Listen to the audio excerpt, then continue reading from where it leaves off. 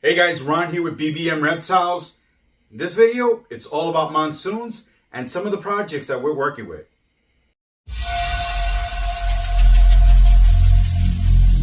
Every single day, I'm gonna make something great.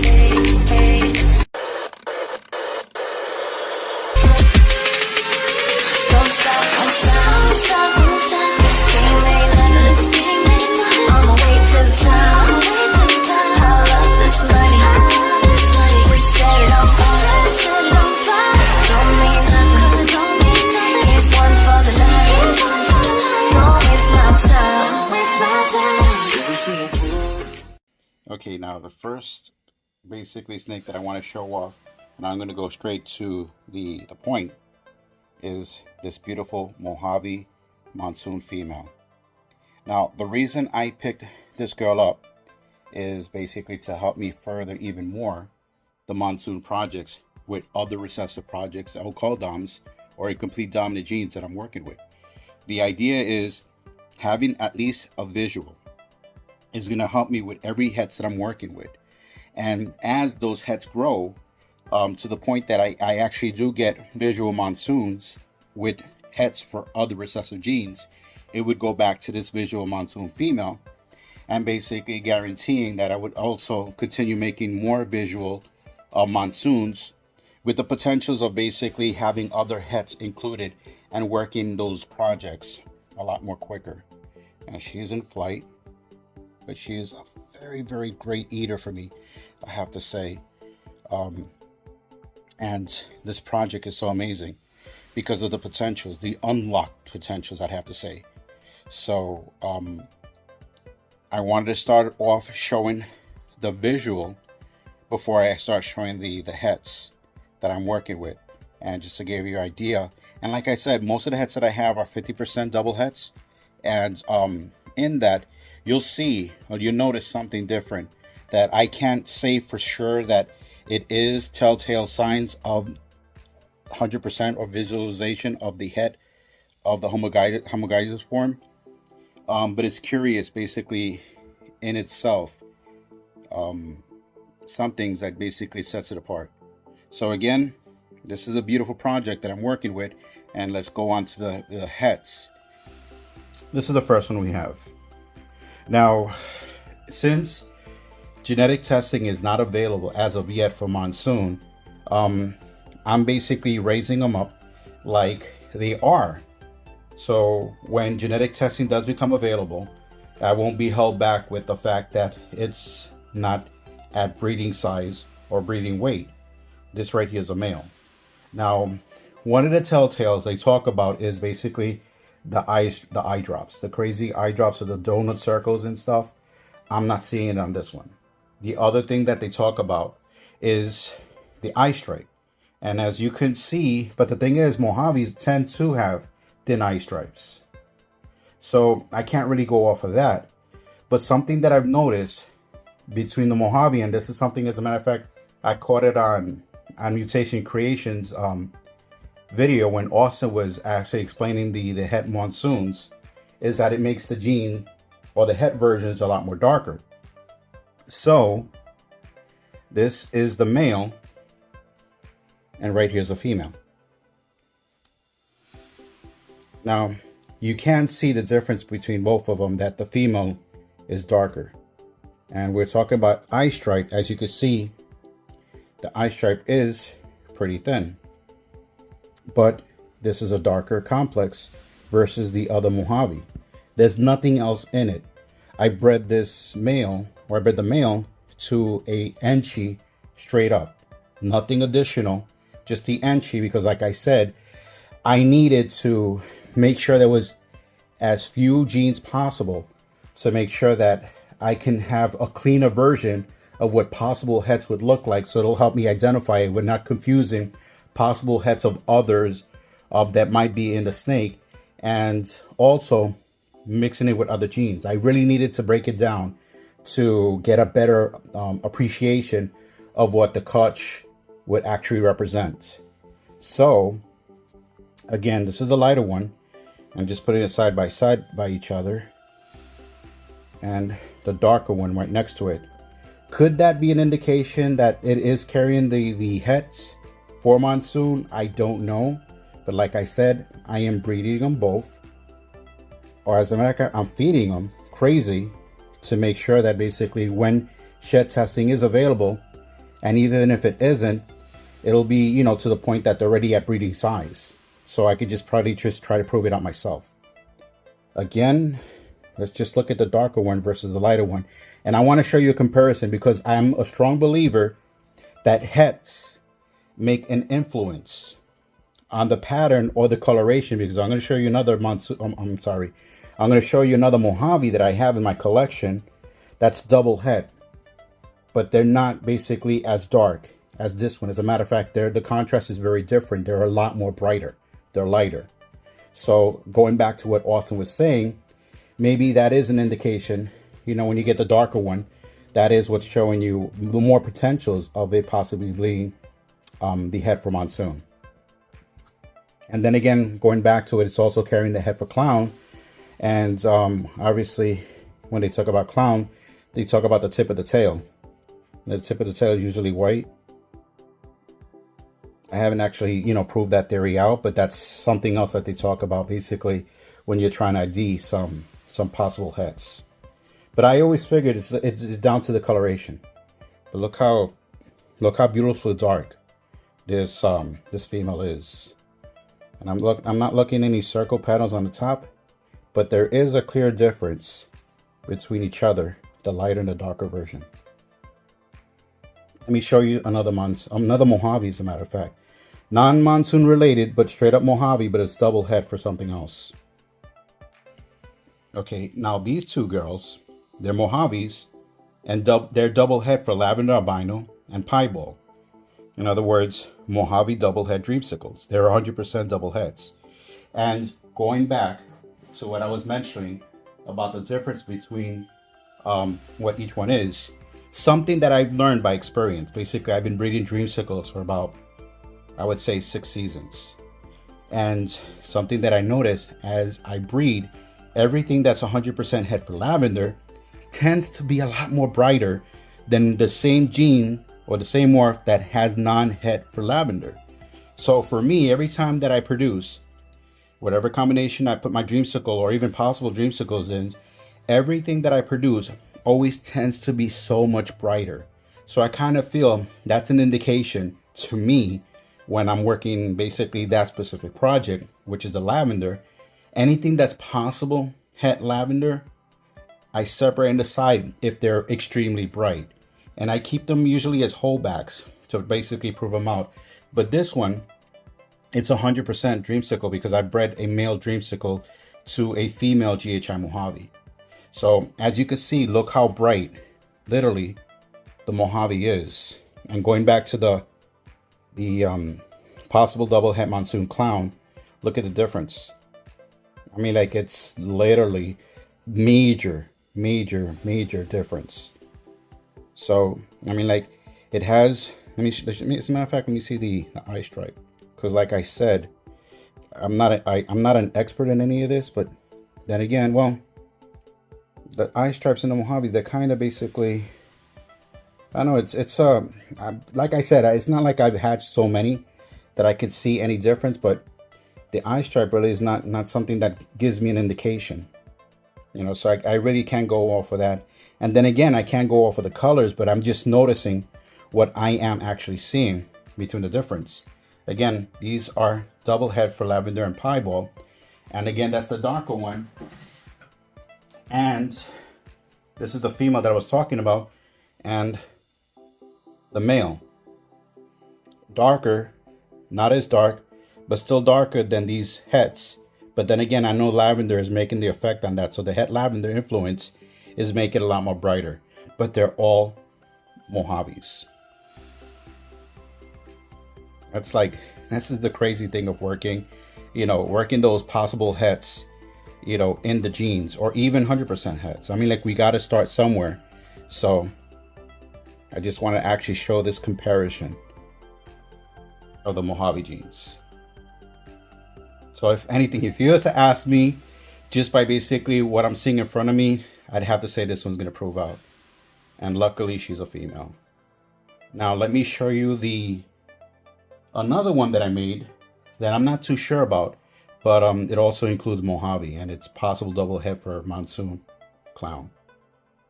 And here we have an Enchi Mojave, possible double head for Monsoon and clown.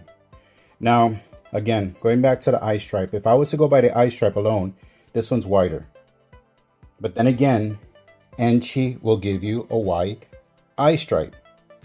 So that Enchi influence right there could throw me off to think that basically, if I was to say, just going off the eye stripes, that this one is not head for Monsoon, but because Enchi's in there, well then, you know, this is basically a strong candidate for genetic testing, or basically proving him out, you know, with other projects that I am working with the Monsoons.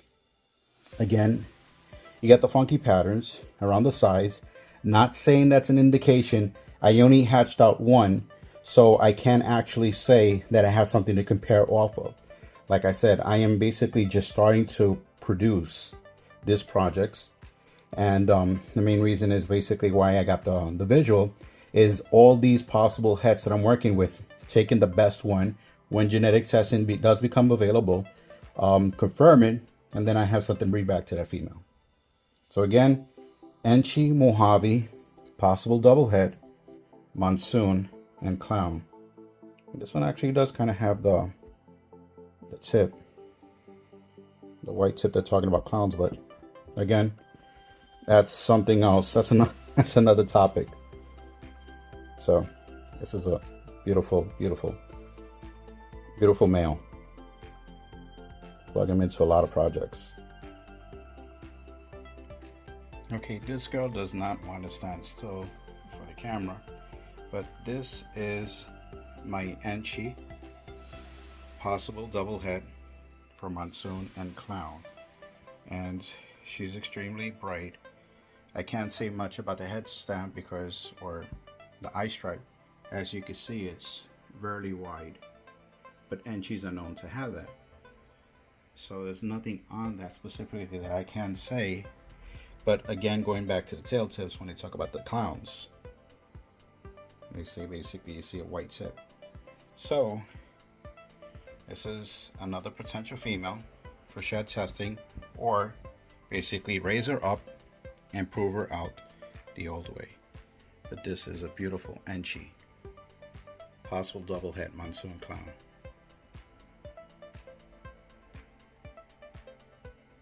Now we're gonna move on to the normals that came out of that clutch.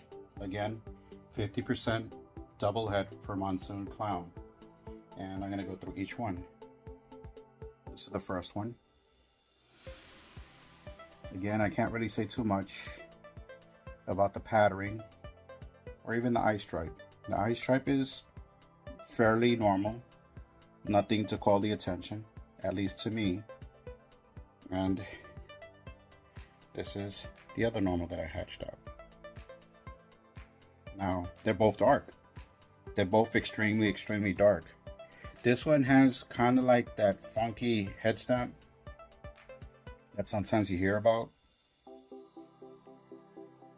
Let's see if I can actually get a better presentation of it. This one has like a head stamp. The coloration is a lot. It's basically the same. They're both the coloration. I can't say one is darker than the other. Maybe this one's a little bit more darker and this one's a lot more brighter. But obviously, coming off of normals, there is some influence that the head is making, and I can't really say which one is either or. But I wanted to compare another normal that I have to show you what the head influence actually does.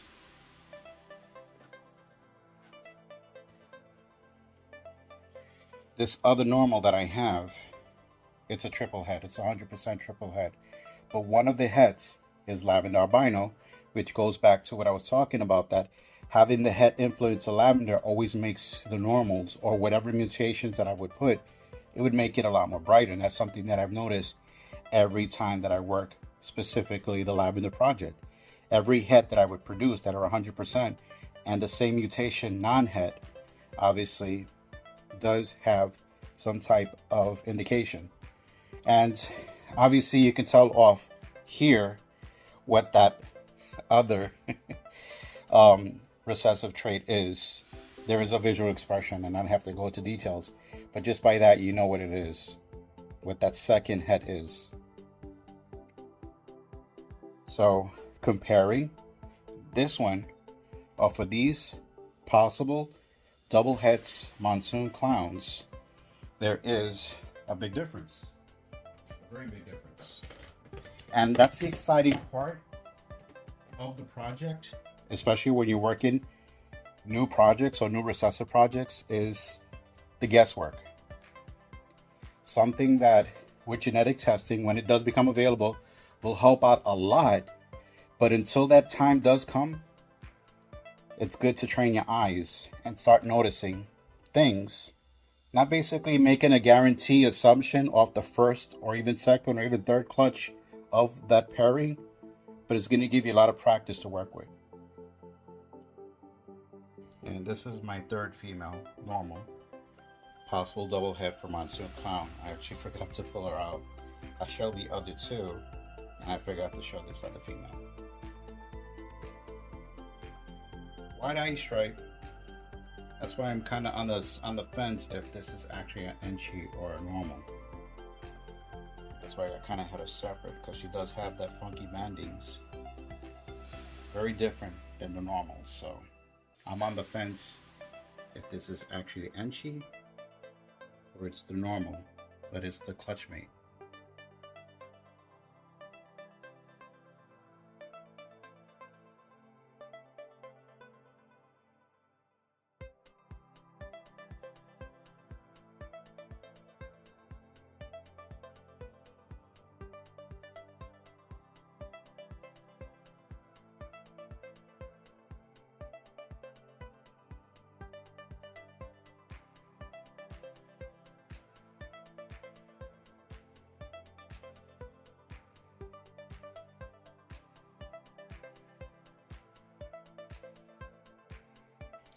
Now going back to the Monsoon, this is another project that I'm working with, the Monsoon, and this is 100% double het, and this is a female that I picked up. This big girl right over here. And I know a lot of you guys don't like spider, but sometimes you got to work with the projects that are at hand, and it's more easily be accessible. And having spider in it made it actually that more easier to obtain. But look how big she is. She's huge. This right here is my spider double het Monsoon Desert Ghost, and obviously that's the other direction I'm working with Monsoon. So having a female that's double het Desert Ghost Monsoon, I have a different direction besides clown to take the Monsoon project. And I'm happy to say that basically this girl, she's eating like a champ. As you can see, she doesn't have any wobble, thankfully. You know, that's like a, you know, obviously eventually it's going to happen, because all spiders, as a matter of fact, they do tend to have it at some degree, but thankfully this one doesn't observe it to having anything seriously. So the idea is, as you saw, I breed my Monsoon projects or my double het Monsoon projects to other snakes that don't carry too many genes, because the idea is that I want to clean out the other genes that I don't want. So having spider in the double recessive with Monsoon and Desert Ghost, my idea basically is to breed something that would basically breed out the spider, or basically line it out, or take it out and get as few spiders as possible. But to have that, I have to make sure that the male has as less genes co-dominant or incomplete dominance as possible, but is carrying the trait of het recessive for Monsoon and any other projects basically. So this is my big girl, and she is the first step into the Desert Ghost Monsoon project. And last but not least, I wanted to actually give big props to the first that started me in the Monsoon project. And right here is the father of that clutch This is a Mojave double head Monsoon clown, 100% head Mojave, or 100% double head for Monsoon and clown. Now, I didn't actually give out the breeders a shout out, but this male and the female spider, I picked them both up from Brock Wagner. So I wanted to make sure that I am getting the heads that are being sold to me. So I have to go with someone that's more reliable, because I can't do it by chance. If I'm going to actually invest in 50%, I'm sorry. I prefer working them or producing them myself, and then taking the chances instead of actually, you know, each to their own. But that's basically how I would work it. Now, there's no indications basically I can say off of him that I could say, because I could say, going back to the, as a matter of fact, look, his eye stripe, okay, I got to take that back. His eye stripes are thin.